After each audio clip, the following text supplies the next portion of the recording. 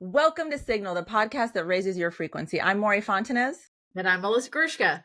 And today we ask, what if you're not exactly where you thought you'd be by now? Uh-oh. Hello there, my friend. Hello. My hair What's is happening? wild, Your hair's child. looking cute. No, it's looking a little wild, child. No, Need a I like it. haircut. I like your little pebbles ponytail that you Thanks. got going. Thanks. I discovered this morning that there's no hairspray in my house because I share a home with a 16-and-a-half-year-old girl. And they just come in and take your stuff. Just, yeah. And It's none of my like stuff is my stuff anymore. And there's no regard. Like, they're not like, hey, can I borrow this? Or like, it's Or what's all... she gonna do? Like, what's this chick gonna do when she goes to reach for the thing? Is she gonna be cool with the fact that it's not there? Do I care? I don't. I don't think it crosses their mind. I think they say, I need hairspray, and there some is. Totally. Well, how was your week besides griping about our teenage amazing daughters who are incredible? They are incredible, honestly. My week's weekend. I mean, this weekend. I need us to replay for our listeners one of my favorite text interactions From ever. me and you? Yeah. Oh, great. You texted me this week and one morning, and instead of saying hi, you said, how you living? Oh, right. And I said, in mansions and Benzes, courtesy of Biggie the Small. notorious B.I.G. Yeah. That's the only response that you should ever give to how you live in mansion and Benzes. I believe, actually, in an old episode, one of my cringes was that I asked you how you live in, and you responded like, good, or something. Okay, but then how did you respond to me? Oh, I forget. What did I say? In middle-class homes and Honda Pilots. That's how I'm living. So that's how your week is going. That's how my week is going. You're in mansions and Benzes, and I'm in middle-class America, surrounded by 50% Trumpers. Well, listen, I have a hotter hype for you today that I'm actually super curious. This one, I'm not sure what you're going to say. Oh, wow. So let's start there, and then we'll get into our main topic. Are you ready for hotter hype? Yeah. As a reminder, I go into this real blind. Like, I don't even know what's coming down the pipeline. That's right. That's what she said. Yep. So, nope. Remember, we don't make those jokes anymore, Michael Scott. Right. Okay.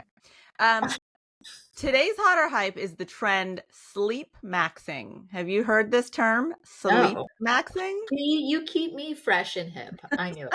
Fresh and hip, like the teens are saying. You saying fresh and hip is what keeps you fresh and hip. 100%. FYI.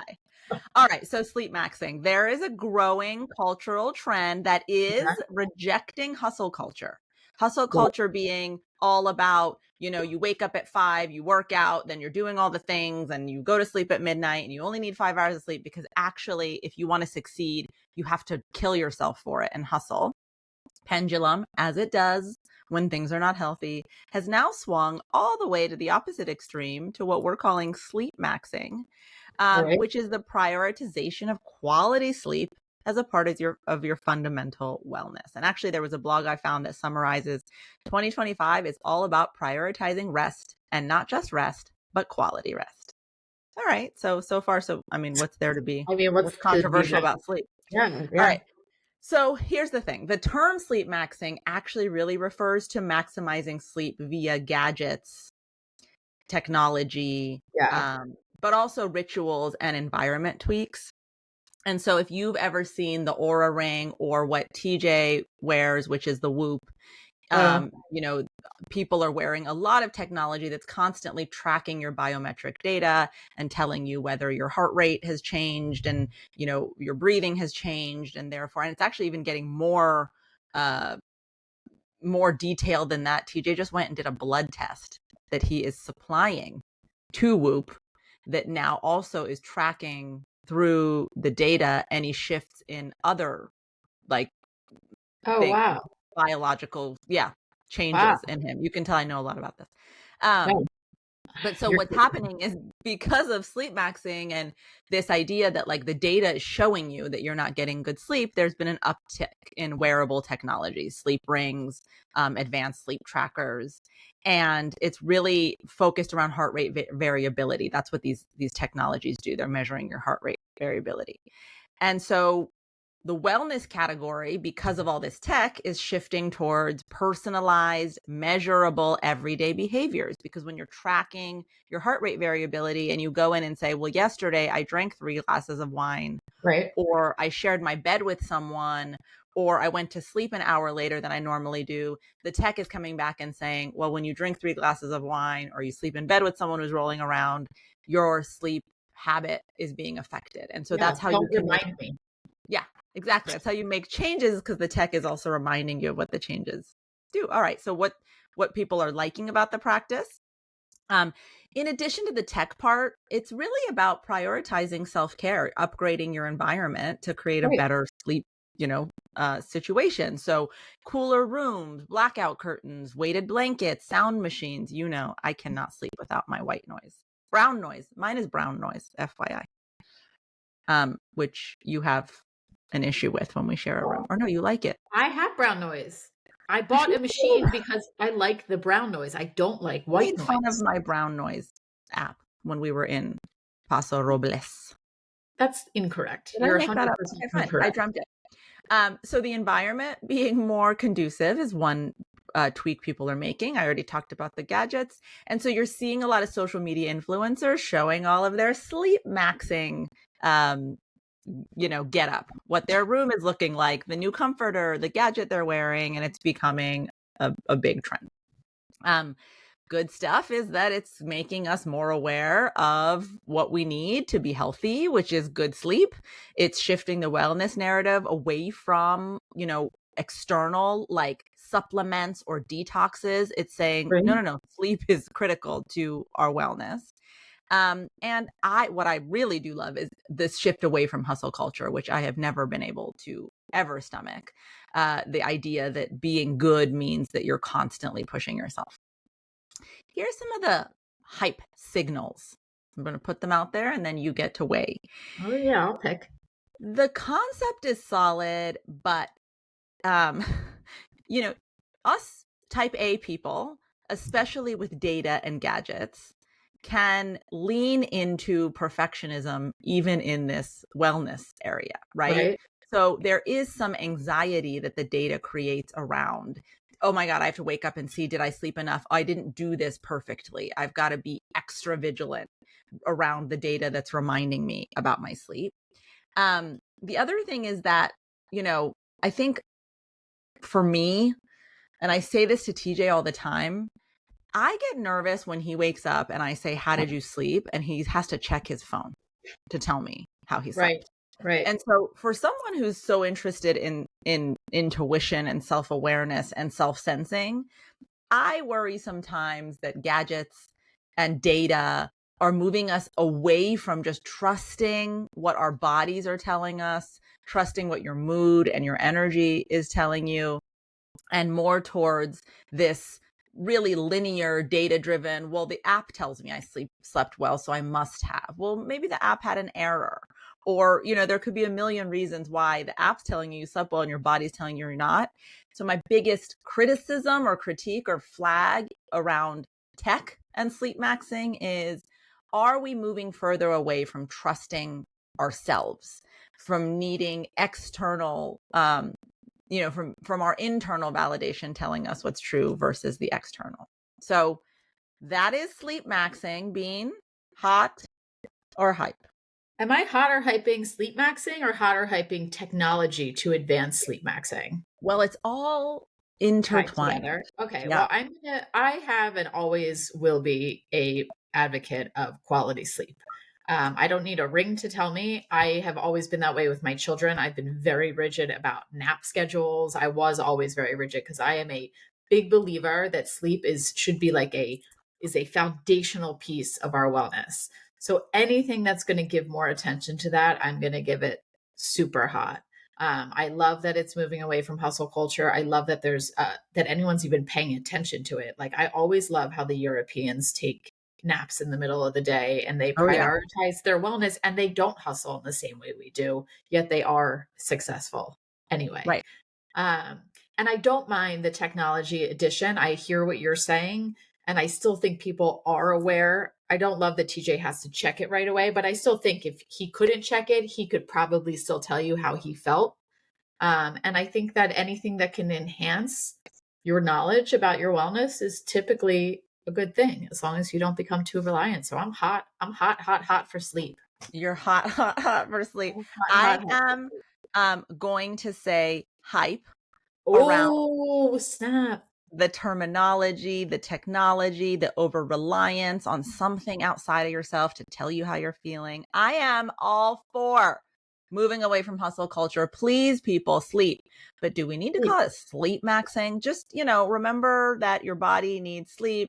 Check in with your body. Stop listening to the anxiety that tells you you have to be pushing yourself 24/7 to be valuable. I don't know that we need to be sleep maxing. I'm going to give it a hype.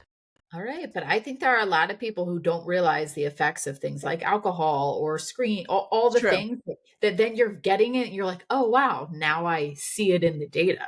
Very true. That is very true. Thank you. I agree with you. All right. That's our hot or hype, guys. What do you think about it? Let us know. You know that you can always email us at mauryandmelissa@gmail.com. Not only to tell us what you thought about the episode, but to submit listener questions, which we will get to at the end of all of our episodes that don't feature a guest. So please submit your questions to us. We love to hear from you and answer your questions. And also, before we get into our main topic, the best way you can support this show is to share the episode and leave us a review. So if you could take a second to do that after listening, we so appreciate it. Bean, ready to talk about the main event? Always. All right. I feel like we should give them some background. So Melissa was out here visiting in California, and we were sitting out in my patio, and we were talking about the general sense of, would you say, disappointment, light grade disappointment that comes when you feel like life isn't exactly the way you thought it would be by this point in time. Now, whatever point in time means to you, it could be age, it could be time invested in a relationship or a career. But like when you thought it was going to look a certain way by a certain time and it hasn't, it can feel it's a bummer. Yeah. It was the like, are we there yet of life? Yes. And so Bean, in her amazing ability to come up with awesome slogans, came up with a name for our next book. What was it going to be? It's going to be, I thought I would be there by now. I thought I would be there by now. And we were like, you know what? First of all, I thought that was such a good title. So if you see that book coming out in the next year, yeah. But you know what? I think it's just so relatable, that term. I thought I'd be there by now. Just like, actually, if you're listening, how does even hearing those words feel right now? I thought I'd be there by now. Oh, 100%. Like for me, when you said it, I was like, yep.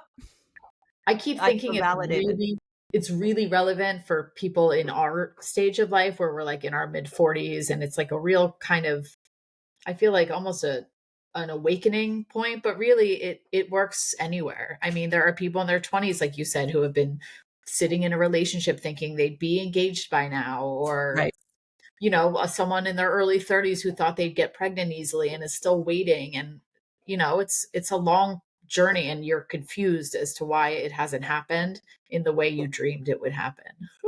Especially when you are, listen, I really feel strongly that our listeners are all really devoted to working on themselves, to self-awareness, to growth, to evolution. Otherwise you wouldn't be drawn to this podcast. And so I think it's even more painful and shitty when you feel like you've been doing all the things. Like, I read all the self-help books. I did all the things. You know what? I let them. Whatever, right? Like, I did all the things that people told me to, and it's still not happening. What'd you say? I sleep maxed. Right. I trauma cord. I did all the things, and it's still not working out. So Listen, today's not going to be a lot of data. We don't have our lab coats on. We're not talking at you. This is just two best friends chatting about this and see if you relate to any of it. But there will be some takeaways because I can't help but be a coach around how to My process this favorite for part yourself. of this pod is when you coach me. The tangible takeaway tools, as Yeah. Melissa likes to call them. Bean, can you think of something in life right now that feels like this for you that you're willing to share? Yes. Yes. I think I shared it a couple episodes back. Um I don't know if I thought I'd be there by now, but I sort of awoke and was like, wait, what? It's my career. As much as I adore my boss, and she's literally the greatest human being on the planet, I still thought that I wouldn't be so confused about my journey ahead, in terms of career and finances as I actually am. I thought by 43, I would have more clarity on that. And for me, it kind of feels like I'm almost like in the beginning. At 30, did you imagine you'd have a career by 43? No, because I was stay at home momming, and that was my goal for sure. It was my path, it was all I wanted. And then as my children got older, and I was Mhm. like, wait a second, this isn't forever. I mean, you're always a mother, but you're not always a mother to toddlers. And that's a very different role than being a mother to teenagers, which is a different role than being a mother to adults, I'm sure. Uh, no, I didn't. So then Right. I got on this kick of like, I'm gonna get a job. I'm gonna like be an executive. So Would you? I just want you to don't elaborate yet. I just want to Okay. put that on the Yes. side Okay. because we're going to come back to Okay. this question I just asked you about, like, was it always the dream? Um, all right. Wait. Yeah. Wait. What about you, Bean? Are you willing to share, or do you not want to talk about it? I could talk. Listen, I'm open to talk about anything. I think that I thought I'd be there by now is super career oriented, and I'm trying to use words that are nice to myself right now. Oh, But good. Be I nice to yourself, or I'll left punch a you. very successful and dynamic career Yep. in PR and change and crisis management. I worked for the largest PR firm in the world. I was constantly in a different country. I was in these rooms where shit was happening and decisions were being made. And my soul was dying slowly because I Right. wasn't fully living my purpose. And so I decided to come to this side with more consciousness and awareness and be a guide and a teacher and write the book and build a platform around self trust. And I think the me that dreamed this, who was flying from Amsterdam to Singapore, to Mumbai, thought that that next phase was also going to include that dynamicism. Yeah. And I was manifesting that, right? Like I was like, it's going to look like this. I'm going to be on stages giving talks constantly. I'm going to be still in boardrooms. Um, and it's true that I am. I do go on stages and give talks. I am a consultant to many, many organizations who, I advise the CEO of lots of companies. I think I thought it would look different. It would be more expanded. It would be more by now. And, another example of that is the book. The book is getting so much amazing praise from people who read it, but getting people to read it is Yeah. not something that I expected would take so much time and effort. So my be there by now has to do with the way I envisioned my message and my platform growing and in the time I thought it would grow and feeling totally honestly, you guys, moments of disappointment, Yeah. moments of feeling like a failure, Yeah. moments of like, oh, you don't know what the hell you're doing. You were I'm really naive. proud of you for being open and vulnerable about this. I think that's really hard. And I'm proud of you. And I think that it's more challenging because then that mentality shows up for you when you're trying to do your work sometimes, which feels Exactly. more defeating. Right. Right. Yeah. Yeah. Yeah. And I think that's the challenge for all of us who feel this. I thought I'd be there by now is that can become a hungry ghost following you around. Yeah. It's so loud. So It's so constantly trying to get your attention, like, "You didn't do it yet. You didn't do it yet." And God, that's so distracting and causes so much pain. do you know that ghost who follows you in Super Mario? If you're not looking at it, Yes. he's chasing you, and then you turn around and face it, and he stops. That's what it feels like. It's constantly following you along.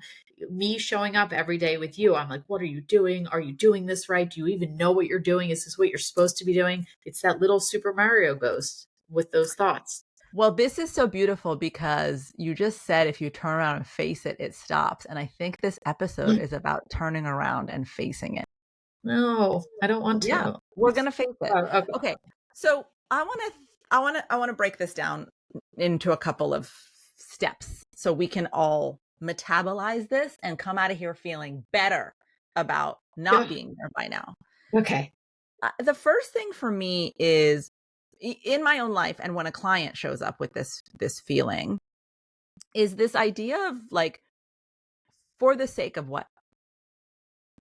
You thought you'd be there by now and that your life, your career, your relationship would look a certain way for the sake of what? What is the larger why behind what you were hoping to manifest by this point? Does that Okay. You look like Yeah, you're a little yeah, I lost. have an answer. Are you asking me or are you sharing with the I'm audience? asking everyone. Tell me.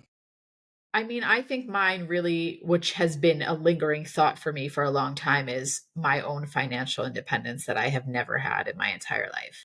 So Right. this career thing is really just a vehicle towards that. Financial independence. Beautiful. Yeah. So for me, it's once I became aware that my purpose was to have more impact on people and Yeah. their sense of self Yeah. and their ability to trust their own wisdom. What I want more than anything is for that impact to be as far reaching as possible. That my soul wants as many people to be liberated by this message and this work as possible. So that's the for the sake of what for both of us. Okay. You know why I ask that? Because our ego then attaches itself to how we're going to make the for the sake of what happen. Okay. So for you, I am ready for financial independence is a very different statement than I am going to have a career as an executive as a pathway to my financial independence. Okay. I'm ready to counter whenever Two you're up to very it. different things, right? So 100%. for me, I am ready for my message to reach as many people as possible is very different than I am an international bestseller with a speaking career that has me traveling the world right now. That doesn't, I don't have to attach it to that, but I am going to attach, my ego is going to attach to something to achieve my goal. I can't just say, I want financial independence and then sit back and let the universe take over. I have to Those do are two something. different things. Oh, Sit back and let the universe take over is very different than being so attached to one way for it right, to happen, right, right? Because the way that things occur is when you take action and then have faith. That's the alchemy. You have to take action, the universe shows up for you. You take action, the universe shows up for you. So in no way am I ever going to be a proponent of sit back. Like that's not even the way I live my life. So right. no. But we can get very attached to a way. We can Yeah, decide that it's going to look a yeah. specific way and attach ourselves to that specific way. And that, I'm just going to say, my hypothesis is what causes the delay. Oh, because you're so hyper focused on that one direction. The one way of Right. manifesting the bigger purpose. So, listen, I think what that opens up is how can we shift more towards I am ready for whatever that purpose statement is and less focused on by doing XYZ and this is the way that I know it's going to be successful. That I think is part of the trust and faith part of this journey that we're all on. And I think that when you're in a situation where you feel like you want to shake your fist at the universe and be like, what the hell? Why not yet? why hasn't it worked out the way I want? I think that always, if that's the experience you're having, part of your soul's lesson is in trust and faith, is in allowing less ego control of how you get there and more, okay, I'm in the river.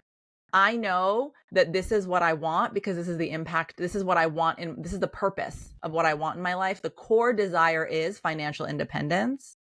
I'm going to show up every day and do what I know how to do in that day to get closer to it. But I'm not going to attach myself to one way, to one pathway of getting this thing. Okay. Okay. So apply this. Let's just use my situation and you can apply this broadly.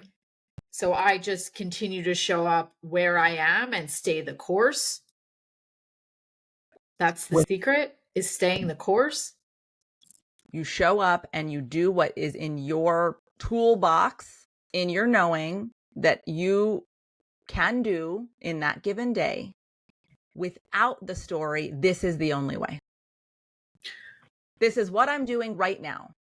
Tomorrow, if another thing shows up that offers me a different pathway towards financial independence, I will also follow that path. Okay. And I guess I bet also when people are really focused on the one pathway and another opportunity does show itself, they're probably not always open or paying attention. Ding, ding, ding, Now, what ding. we're getting at, I got you. Yes. I feel you. This is where the universe goes, I'm giving you 7 different ways. Right. But your ego is so attached to one way, you cannot perceive the others. And that is not co-creation anymore. Right. Now I see where you're going. How can you turn that around and apply it to yourself, do you feel? Oh, absolutely. Oh, For great. me, it's like, what are the things that I am saying yes to every day? I get approached, you know, because you're the amazing person on the other end who helps make it happen. But I get approached by random people to do things with them. Come talk to me on my podcast. Can you show up at this event? Can you come be at this dinner? I think I used to put it in a category of how much impact is this going to have? Right. Is this a big enough audience for me? Right. Is this worth my time, quote unquote? Right. Right. My transition has been, you want to co-create with the universe is putting these opportunities ahead of you to spread your message. Does it feel good to talk about your message to folks? Yes. Then the answer is yes. Right. And keep staying open to all the different ways that's showing up for you.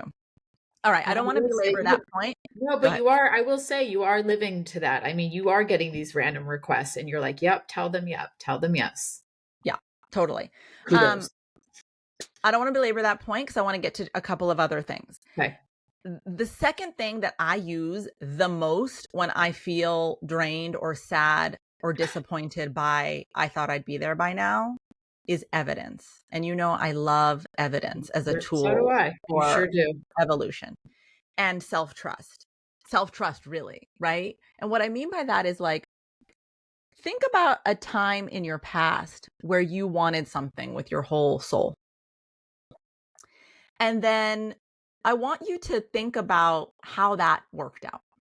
Like for you, Bean, it was these amazing children that you've wanted since the minute I've met you, which is prior to even, you know, being married or pregnant. Right, right. And there were moments in that journey for you where with some of them, it wasn't looking like it was possible or it was taking longer than you expected. Right? Yeah. I had fertility stuff. Yeah. Yeah. So I think that, you know, when I say look for evidence, what it does is it reminds the body and the mind, oh, actually, there has been times in the past where I have wanted something with my whole heart and soul. And it has worked out, not in the timing I thought it would, not exactly in the way I thought it would, but look at where I ended up, or look at what I received in my life. It's my babies. And I always say, like, these are all the babies I was meant to have too. And on top of that, I say that about my middle one. It took me like, it was like just not a fun process, but like, I wouldn't have gotten that one. And she enlightens me every single day of my life. Exactly. Yeah. Exactly. So using evidence for me, I always go back to, I never thought when I was at Edelman, the agency I was at, making the money I was making, supporting my kids by myself financially, that Hells yeah. there was ever a pathway to making that money working for myself, making that money talking about self-trust and intuition versus crisis management for Starbucks, right? Right. Like I Right. never imagined that was real, but I wanted it with all my heart and soul. And so then I look at my life right now and I'm like, oh, you Look what you have. literally are doing that. Not in the way you thought you would. It's not in the way I thought I would. I left, I started my own consulting firm, and I started doing things in that consulting firm that I thought were the quickest path to success. But guess what? They were too similar to what I was doing at Edelman. And Right. so my soul was like, we're going to keep pushing you until it is totally aligned to the truth of your spirit and to your purpose. And that evidence is like a life raft for me when I'm feeling lost in this forest or ocean, to keep the analogy alive. When I'm feeling lost in the ocean of self-doubt and holy shit, it hasn't happened by now, evidence shows up as a life raft and it's like, not so fast. Look at the past. Look at how it has worked out. And I think you just said something that made me realize another issue we have with our egos is that we do often look to the quickest path, Mm-hmm. that we don't have the patience. And in this hustle culture, you're like, this one's the fastest way to get there. So I'm just going to take that one. But that's often the incorrect path. I'm like, I'm just going to be an executive tomorrow. Which is honestly the third and last piece of this puzzle for today, which is this term that I want to make as practical and pragmatic in 5 minutes as I can, Do it. which is You can do it. trusting divine timing. Oh, that's the hardest part for me, The for hardest sure. part. And For you sure. just said it. It was like, oh, our egos want it right away. Right? I'm working with Yep. this healer here. His name is Michael Singer. He's amazing. And he's very funny and he's always kind of laughing when I share things that he's like, I just want you to see the preposterousness in the thing you're saying. And it helps me because it brings levity to something that I feel is so painful. And he's Yeah. always making me look at how impatient I am. Like how much I am not willing to just take a pause. How hard pause is for me. So I think if you relate, then divine timing is really challenging. And Yeah. I want to make it practical because that word divine throws people off. If you feel like it's too woo woo because you're trusting in the unseen, let me say it to you differently. Divine timing, just pragmatically, is when preparation meets opportunity meets purpose. Yeah. So let's just break that apart. Preparation meaning you have gained the life experience, the know-how, you've built the foundation of the house. Yeah. And that takes time. And our ego wants to make us feel like, I already know. I know it. I know it.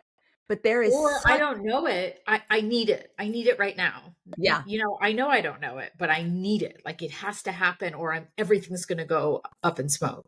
yeah.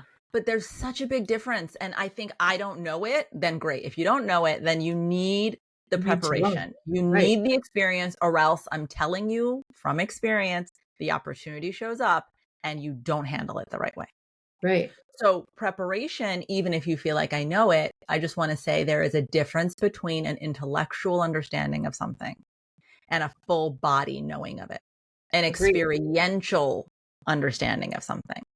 So just know right now, if it's not working out exactly the way you thought in this moment, it's because you're still in the preparation phase. And that's because what the universe wants for you, the loving higher consciousness, whatever you call it, what it wants for you is for you to achieve your desire because it wants you to live your purpose. That's why your soul is here. And so when we are prepared, what we have to trust is then the opportunity arises. Then that's when we start to get given the chance to show up and show out.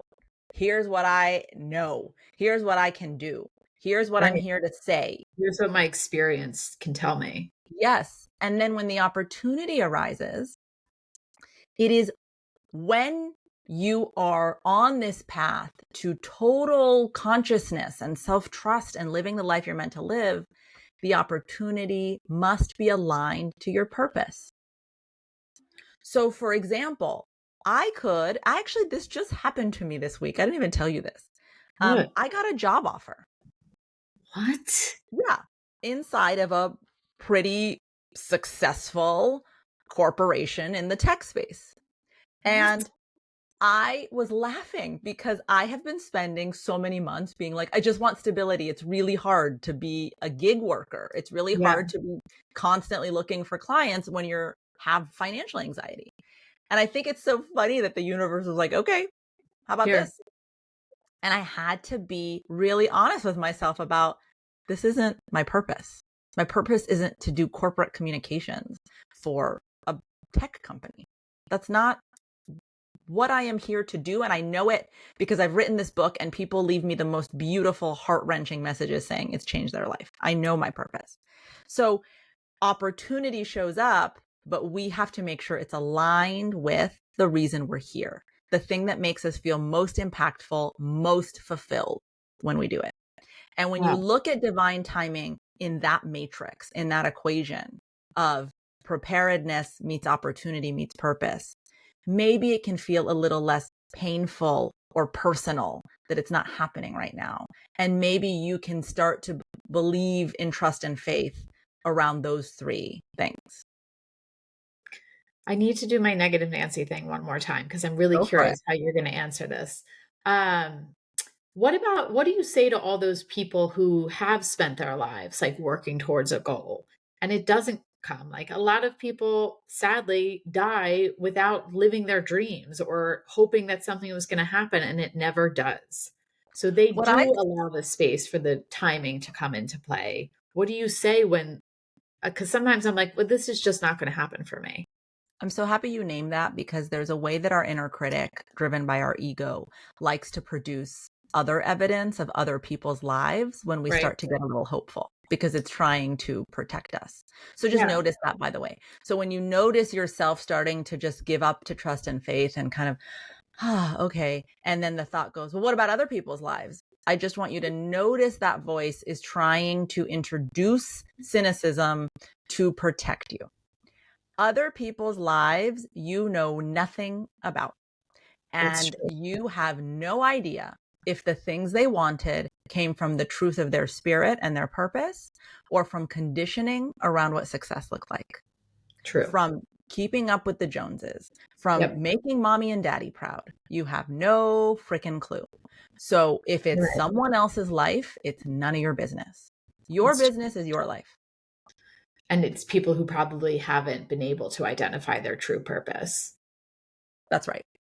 Bean, this is turning into a really long episode, so I'm going to wrap us up so we can quickly Okay, get let's into our bring listener it home, girl. question. Bring it home. Land this plane. I like to always tell this story of Vera Wang, you know, the wedding dress designer. Yeah. You know that she wanted to be an Olympic figure skater? Oh no, that's so cute. She wanted to be an Olympic figure skater. That didn't work. She went to Vogue and was working at Vogue. Vogue rejected her as an editor. That's the thing she really, really wanted.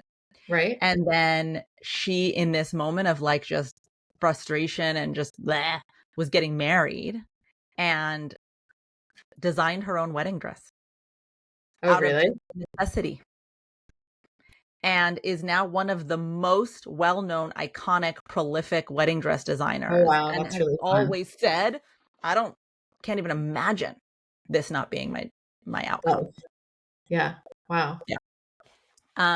Okay, so with that, we hope that we've inspired you to think about timing a little bit differently and to just give yourself some grace. Take a deep breath, exhale, go into the river, let it flow, show up every day, do the best you can do. Know that you're being prepared for the opportunity to arise to live your purpose. Ready for our listener question? Very. All right. This one's interesting. It's actually a very positive question, which Okay. I love. So I will skip all the niceties. Thank you for listening. This person says that they really enjoy our dynamic and our banter. So Bean, keep bantering away. Thanks. Will do. They say, I'm feeling guilty about my own level of awareness. I feel like the more I become aware of my role in co-creating my life with the universe, the more things are working out in my favor. But then I talk to someone who feels so powerless and I feel guilty. Oh, Right? yeah. I mean, immediately I go to this isn't you have it all and they don't. There's space for everybody to have. You don't need to feel guilty about your own success. In fact, pay attention to the fact how you found your success, share your knowledge and share your way and support your friend when they feel down. This doesn't have to be you or them. Yeah. I think the guilt is a real thing when we want others to be awake to our knowing that we are accountable, that we are co-creators. Like, I Right? think that when you feel powerless, there's a sense that it's happening to you. And there Yeah. are so many systems that make shit happen to Yeah. us. No shit. But there is also a co-creation that happens. And the first thing I felt when I saw this question was I like felt into this person's soul journey. And I felt, oh, well, that's because your soul has had so many goes on this merry-go-round, has lived so many lifetimes of lacking the consciousness of co-creation that you've evolved and chosen to be more conscious, to be more aware of your role and your power of belief and perception creating your reality. And because your soul has chosen that, the universe is showing up to give you evidence. But Right? that doesn't mean everyone's soul has chosen that in this lifetime. And that has nothing to do with you.